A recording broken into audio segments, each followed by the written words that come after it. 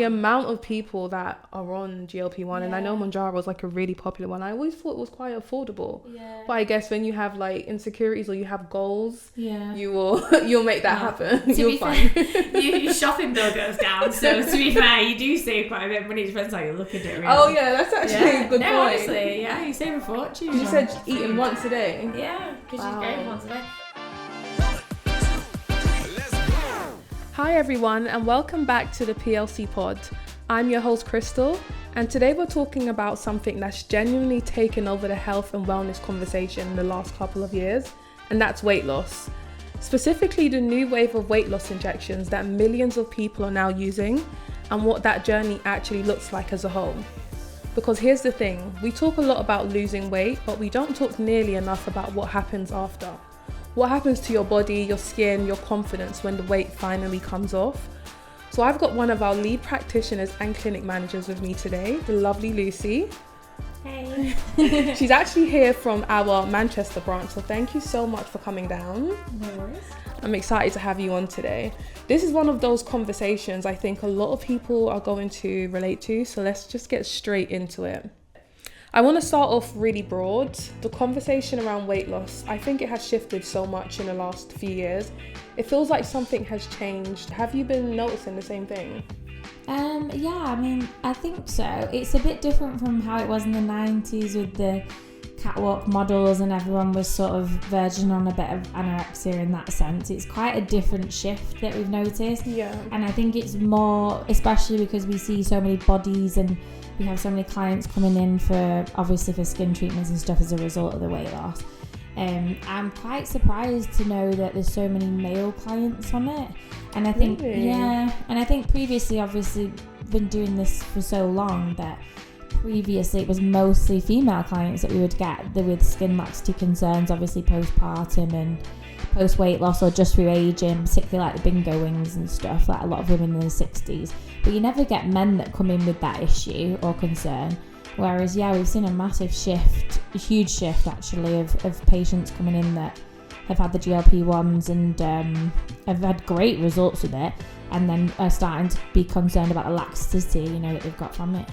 That's so interesting. I didn't know that there was such a shift in terms of like a lot of men having this done as well. Yeah. And do you know what the other thing is as well that I've really noticed?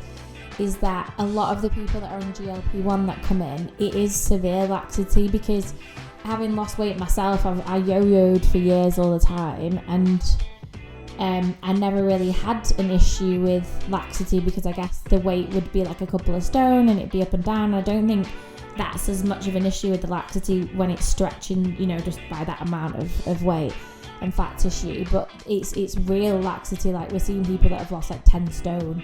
Okay. And I think that's what the shift is. If you've gone from being, I don't know, a size XXXL to a medium, and you've been, a heavy weight for quite a long period of time, the skin is stretched, so the laxity is more severe. It's not like, a small shift in weight, basically, which has definitely less impact on laxity, because you're not stretching the skin for like 10 years, Would you say the time frame is more important than the amount of weight that is lost, or is there not really much of a difference? I guess it's a hard one to quantify, because if you've been quite a large size for like 20-30 years, you have stretched the skin for such a long time. Like, some women, I didn't get laxity luckily after pregnancy with my first daughter, and I did gain like 2 to 3 stone, and I didn't get any laxity on my stomach, but I had done fat freezing as well.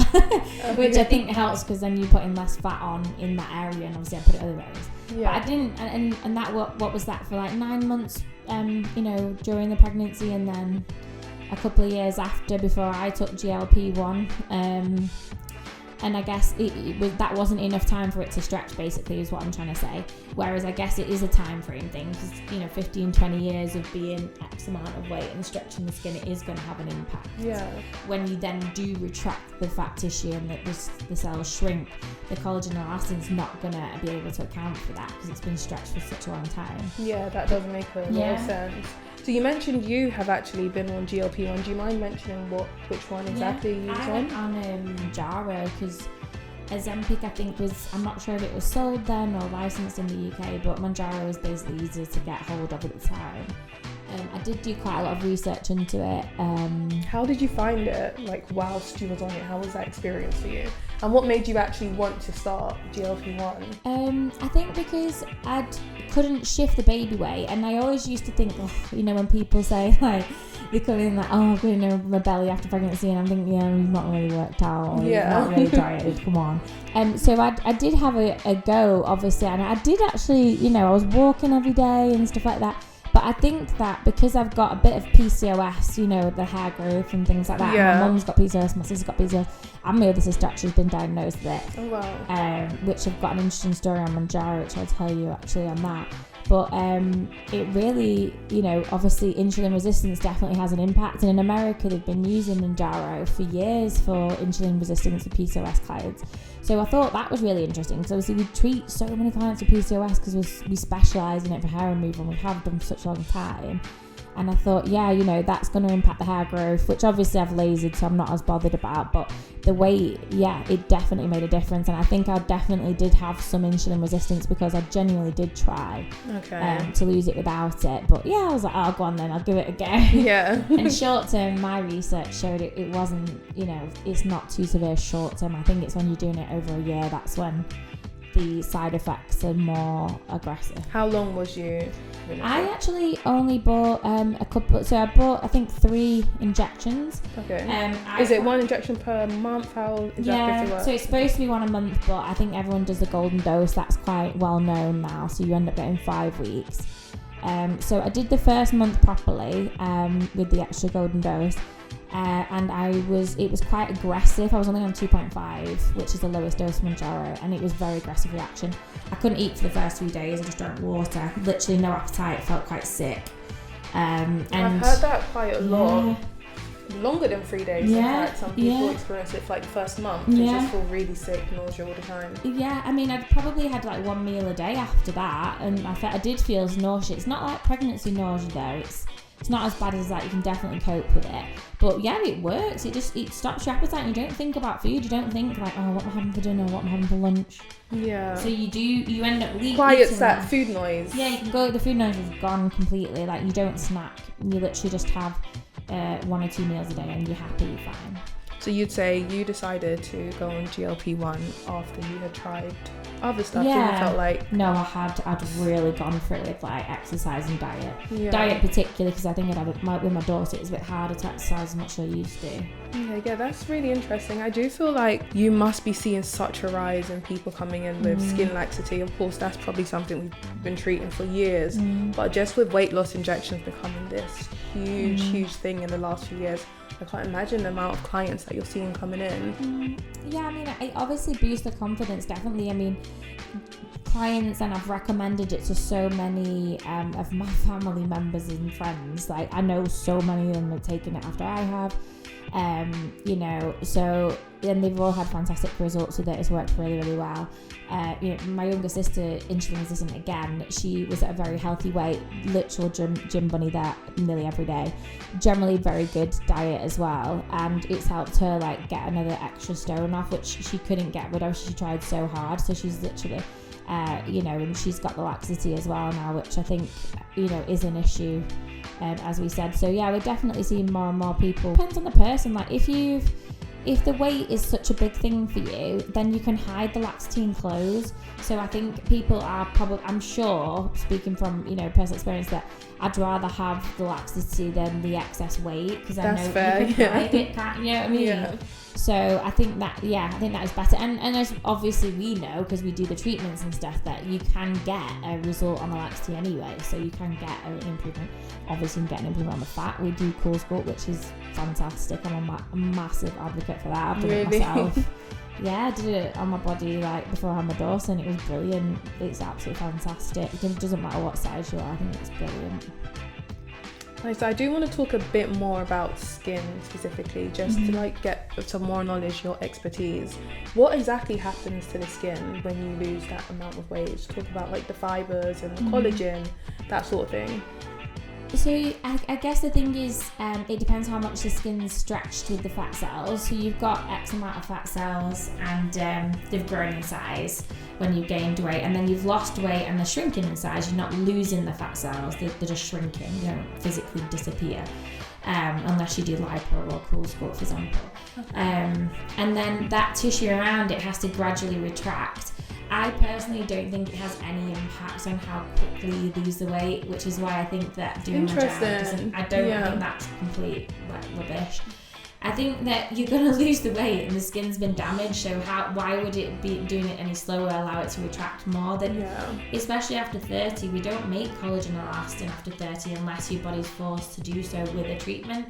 So the collagen production massively slows down. So I guess as well, it depends on your age when you do decide to lose the weight. You know, if you're in your 50s, 40s and you lose 10 stone, you've not made collagen since you were 30. Yeah. So I didn't actually know that. So you stop, your body stops making collagen. Yeah. I thought it slowed down. Is that not correct? Well, it massively starts to slow down from 30. Really? Yeah. Wow, I need to. So you do need to, we started seeing a lot more people in the late 20s and 30s now with Instagram and social media and stuff that are more concerned about aging, and it is a good time to do it because you're going to stimulate way more collagen if you start treating at that point than if you left it till you're like 50 and you're like, oh, I've got really deep set lines now. Yeah. What do I do? And it's like, well, that's a lot harder to treat it.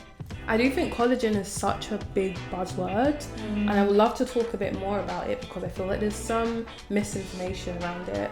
I did read that you can't actually absorb collagen like on the skin, like through products and stuff. Is that true? What is the best way to get collagen? If we're going to start losing it at 30, then what's the alternatives?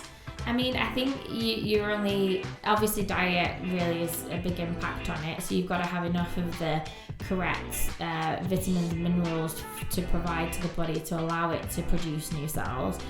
So you've got to have quite a healthy diet as well. Yeah. Obviously, we know UV kills collagen off faster, so having to wear sun protection and avoid sun. I didn't actually know that either. Yeah. So UV will damage the skin and break down, and that's why obviously when you see, I think there was a case that a doctor did on a journal article that we saw a few years ago, and it was showing the difference between identical twins in America. Oh, I think I saw something about this, yeah. And one of them wore sun protection and one didn't. But I think the one that did also did a little bit of Botox and the odd thing, nothing crazy.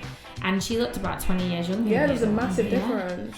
And then there's a lady who gets shared on social media a lot, and she was, I think her job must have been like in the car a lot, and she was in a hot country with no sun protection, and one side of her face. I also saw that one. Yeah. So it just goes to show how important the sun is so scary. In like Australia, they're so good with sun creams. Like obviously they have to be. Oh yeah, they make the best. Yeah, they make the best zinc-based ones. Are really good. Yeah. I don't think that it does anything. Those collagen supplements, I really don't. I think they're rubbish. I can't understand how that can make you produce your own natural collagen. Yeah. I think the main thing is being healthy, having a healthy diet, and bone-based products like bone marrow and things like that, like a natural-based product that your body can actually utilize. Because if it's synthetic, we don't know how effective it's going to be. Yeah. What about like some injectable treatments that are meant to boost collagen? Yeah, I think like polynucleotides, profiler, there's definitely a place for them. Obviously, we do sell them. They're really good to support laser treatments. I know a lot of clinics sell them as like a solution to, wrinkles and so on. Yeah. But I think realistically you've got to do something that really forces the collagen production, like creating thermal damage through a laser, to get a better result. And if money's not an issue, obviously, have the laser treatments create more collagen, then support it with things like exosomes, profiler, and polynucleotides. So having a laser treatment will kind of do like the heavy lifting, and then you'll get like some injectables as like top ups and maintenance. Yeah. Okay, that's interesting. Yeah, I just wanted to give the people out there listening like some hope, We don't want to hear at 30 you start losing collagen and then that's downhill from there. Like, how do we stay youthful and looking good? I know. I think it depends on genetics as well. I mean, people who probably you can think of that have unfortunately aged badly. Know people that have aged well. So it's completely genetic. Skin type, of course, has a big impact on it as well, like how thick the dermis is And, you know, unfortunately, you know, for women, male clients tend to have a thicker dermis. They tend to age better, which is where I think that silver fox term came from, because obviously a lot of men do look more attractive when they're in the, you know, when you see celebrities, like in the 50s, and the women just get absolutely annihilated in the press, don't they, if they've not done Botox and stuff. I've seen a lot of celebrities more recently looking more natural, like Kate Winslet and people like that don't want to do the Botox and fillers, which I think is quite cool. Yeah, and I do feel like sometimes we wouldn't even be able to tell if you got a good injector, you know. Yeah, I know, that's true as well. Let's get your opinions on the term Ozempic face. It's something what exactly does it mean?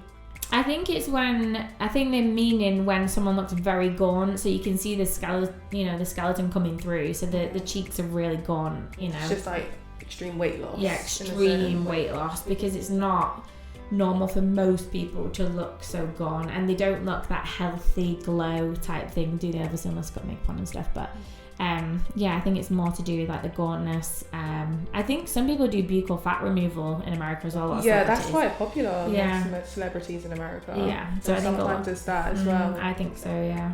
And in terms of the body, I know, so there's Ozempic face for like extreme weight loss on the face. What does the body tend to look like when you've lost a significant amount of weight? A lot of sagging, unfortunately. So again, depends on how big the client was before and for how long, I would say.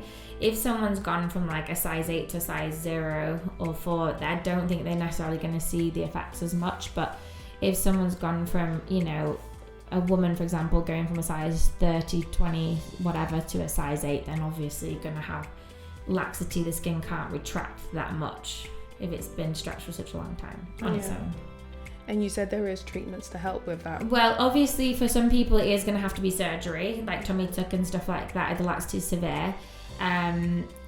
But for other patients, then, you know, if it's not too severe, or if they don't want to go down the surgery route, I totally understand, because I wouldn't want to either. Then we have to look at treatments, and it's usually, you know, fusion treatment, combination treatments, which we've launched more recently as well. We're very fortunate that we have got such a wide variety. I think it's like 30 different skin lasers machines that we have. Wow, that is a lot. Yeah. What I like about Pulse Light Clinic is that we don't stick to one brand, which I've noticed most of our competitors do. What do you mean by that exactly? So, for example, if a clinic buys like a Luminous machine, then they end up buying the Luminous tattoo machine, Luminous hair machine. I understand, okay. Yeah, and because you get a better deal when you buy it like that as well, because you become like brand ambassadors and things like that, which is really lovely. But at the end of the day, we know as working in the industry that each brand is going to be really good and excels at producing one thing, and then when they try to go into the other stuff, sometimes it works really well and sometimes it doesn't. So you have to test the machines, and you have to sort of be a bit ruthless and be like, that's not very good. I'll have you for this but not for that. Yeah, exactly. That's what we do. Like, we test everything before we buy it.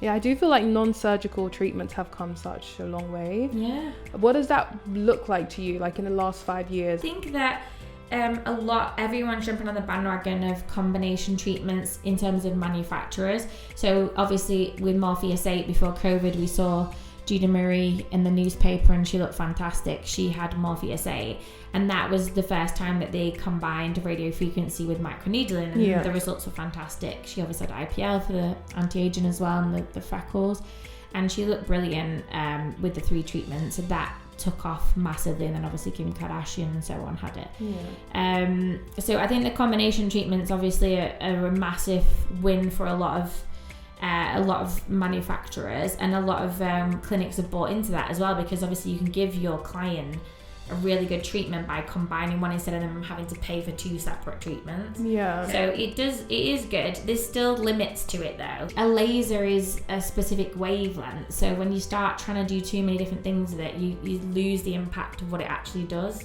And you start trying to make it do loads of different things. It just doesn't work like that with lasers, because it's so reliant on nanometers, and it's just the structure of machines really.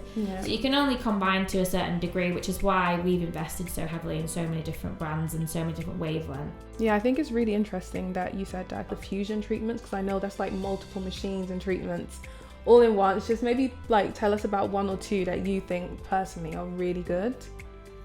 So we've done a lot of BBL at our bank branch, which has worked really well because obviously that will hit multiple different depths, and we're combining that in some of our fusion packages with Halo or Moxie, and then on top of that with injectables and LED light for faster healing. So I think that's a particularly good one because it does target a lot of different concerns. Cyton is a really good brand we've worked with for the last few years, and the machines are really effective. BBL is fantastic treatment for vessels and pigment, and then you've got your Moxie or your Halo depending on which package you pick. So we've got a couple there that will obviously suit each person's skin concern and skin type. But Moxie and Halo are really good at resurfacing, and they'll do that in such a short amount of time. The downtime's not as bad as your CO2s and your BMX. So that's a really good one for rejuvenation. So what would you say is the actual benefit of like combining treatments or just fusion treatments that we're talking about? So by using different pieces of equipment, we're going to different depths and handling different depths in the skin. So particularly for laxity, for example, you don't just want to do the same laser over and over and over and over again. Like sometimes we get people that come in and they've done CO2 and it's like they just want to carry on doing CO2, and it's like, well, it's only going to treat the epidermis really. Okay, you're not doing anything for the dermis. So it's like treating the very top layer of skin and then leaving the underneath, which is going to cause laxity eventually, because that's the scaffolding of the skin, isn't it?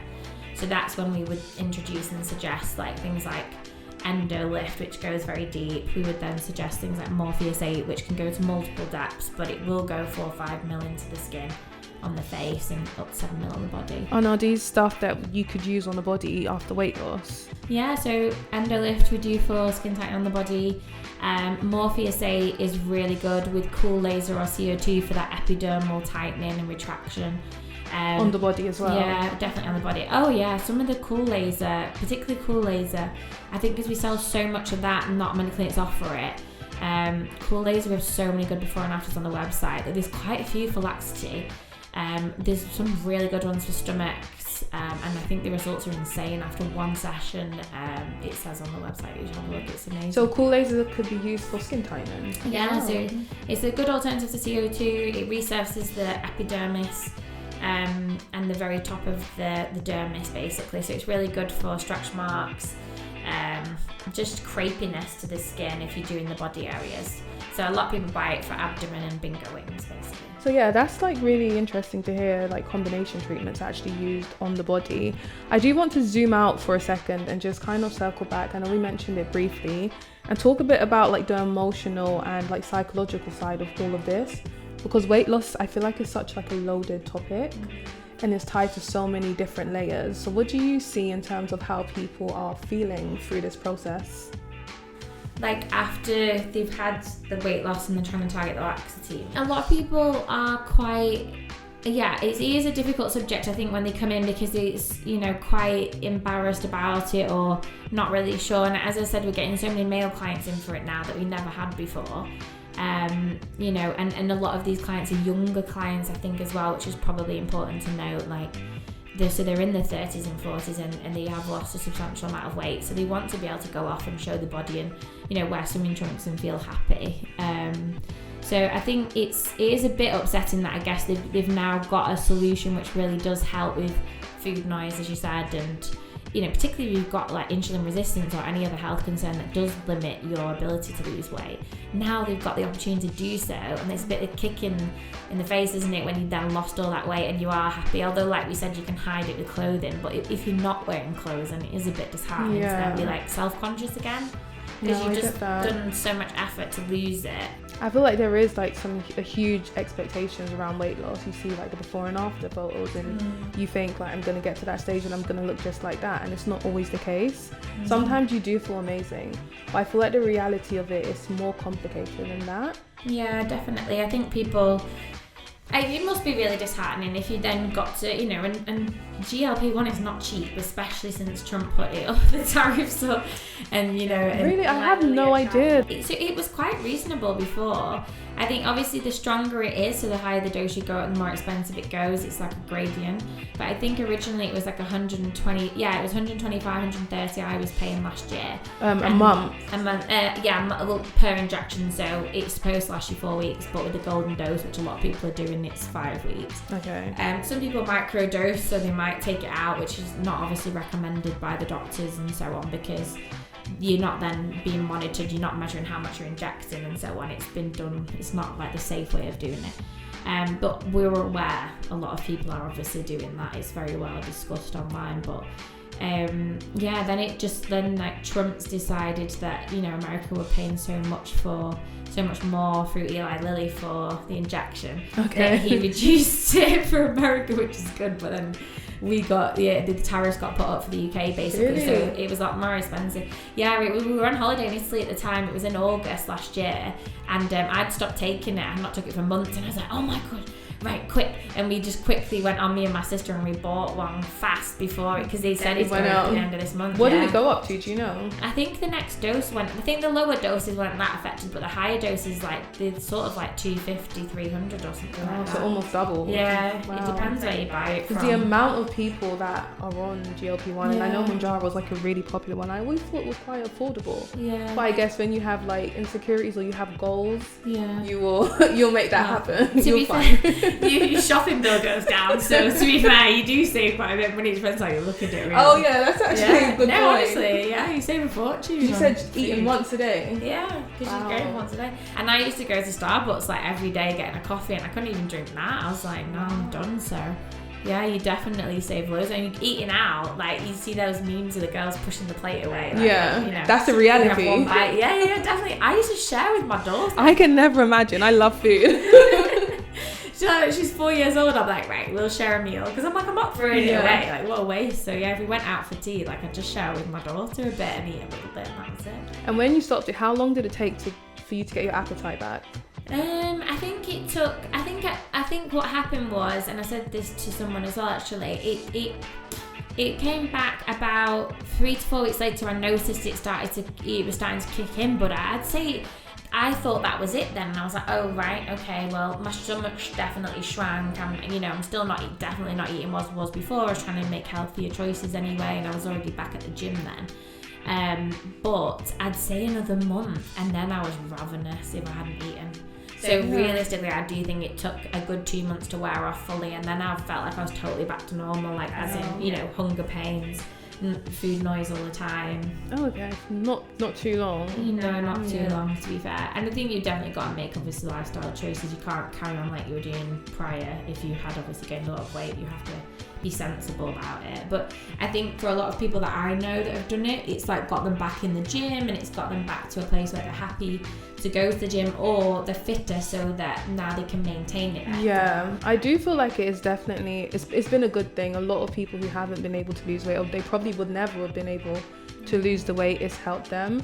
And I'm sure it's like decreased the number of people who are thinking of weight loss surgery, which is like a lot more dangerous. Oh yeah, definitely. Like everyone's going to Turkey, weren't they, to get gastric bypass, and that's a lifelong decision, because you're on supplements the rest of your life, really. When you have that, because you can't absorb the nutrients properly that you need to, and some people get really ill afterwards. I know people that have got really ill after it because they can't literally get enough food into the body because they literally can't to maintain the weight, so they just keep losing to a dangerous point. So I think this is definitely the healthiest alternative, and I think it's really, really good for people who are with PCOS, insulin resistance, or are just really struggling for whatever reason. I think it's a really good short-term solution. I just don't think it's good, long term, unless you've got health issues where you do need to do it long term. It's different. And what's your thoughts on people mentioning the negatives in terms of this was actually created for people with diabetes, and are we having like less products, and are we having less medication for those that actually need it? I think there was a bit of a shortage, wasn't there? And I think that got a lot of backlash because some people Clients always on your mind. So I think there's a bit of a backlash when there's a bit of a shortage, but now it seems absolutely fine. Obviously, it must be $1 billion industry now, so they're not bothered. And the NHS are now offering it, aren't they, as well for clients? Oh, they are, right? Yeah. I think something like there's restrictions, like your BMI has to be over a certain amount. I don't know if it's 40 or 50. It's quite high. So they're obviously not giving it to everyone, but they obviously think that the benefits of it outweigh the longevity of if you're overweight for such a long period of time, then you are going to end up on the NHS potentially for other reasons that are caused by long-term obesity. Yeah, that's a good point actually. Yeah, like that. Yeah. I really feel like we've covered a side of weight loss that people don't hear enough about. Weight loss is a journey. Fitness, loving your body is all a journey, and it's very rare to get to a stage of perfection. So don't be too hard on yourself. It's been amazing having you here today, Lucy. Thank you so much. I hope you enjoyed our conversation, and we'd love to have you on again. Yeah, of course, anytime. Amazing. So thank you guys, and I will see you in the next episode. Bye. Bye.